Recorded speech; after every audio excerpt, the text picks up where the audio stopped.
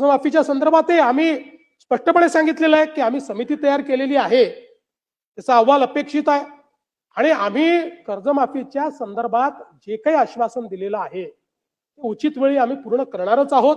त्या संदर्भात आमचा प्रयत्न असा आहे की आपण ही कर्जमाफी देत असताना मागच्या अनेक कर्जमाफ्यांमध्ये जे आपल्या लक्षात आलं की बँका चुकीच्या पद्धतीचे अकाउंट देतात, जुने अकाउंट्स काढून आपल्याकडनं पैसे घेऊन घेतात।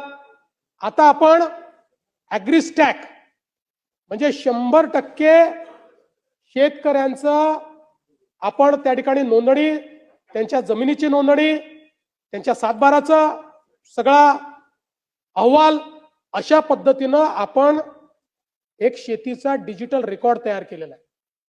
आता हा शेतीचा डिजिटल रेकॉर्ड आधार आणि आधार आपल्याला माहिती आहे की कर्जाचं अकाउंट आधार सीडेड आहे, अशा सगळ्या गोष्टी एकत्रित घेऊन आपल्याला या सगळ्याचा विचार करावा लागेल जेणेकरून जो खरा गरजू आहे त्याला त्या ठिकाणी कर्जमाफी मिळाली पाहिजे।